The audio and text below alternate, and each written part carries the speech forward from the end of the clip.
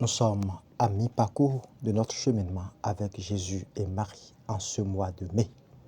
Jour 16, quand les démons confessent leur impuissance face à Marie.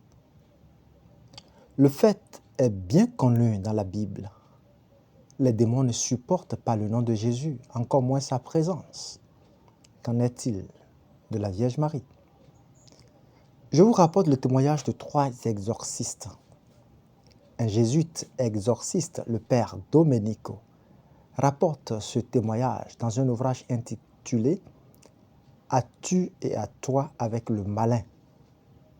Un jour, dit-il, j'ai entendu le démon dire « Cette femme est un terrible bouleversement pour mes plans. Pour mon règne, c'est une dévastatrice.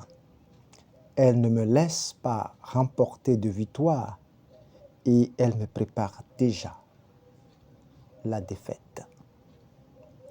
Je me la trouve toujours au milieu des pieds.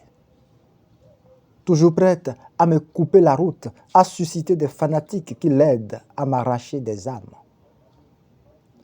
Plus mes conquêtes sont sensationnelles, plus elle multiplie les siennes dans le plus grand silence. Don Gabriel Amort rapporte des épisodes similaires dans son livre « Un exorciste raconte ». Il expose avoir appris d'un ami exorciste, le père Faustino Negrini, que durant un exorcisme, ayant demandé au démon « Pourquoi as-tu si peur ?» qu'on nomme la Vierge Marie.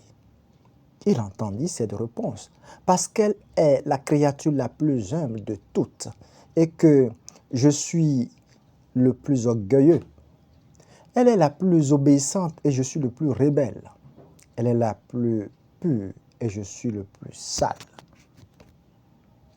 Se rappelant de cet épisode, le père Gabriel Amort, un jour alors qu'il était en train d'exorciser le démon, lui répéta ces paroles et sans avoir la moindre idée de ce qu'il lui répondrait, lui ordonna. La Vierge Immaculée a été louée par 3 vertus.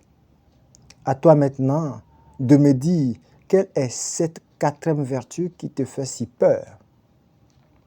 On l'entendit répondre immédiatement. Elle est la seule créature qui puisse me vaincre totalement parce qu'elle n'a jamais été effleurée par la plus petite ombre de péché.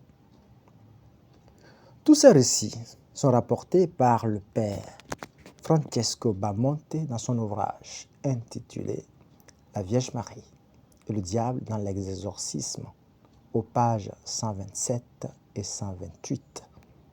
L'intérêt de ces récits est d'imiter ces vertus mariales qui nous protègent contre le mal. Ave Maria.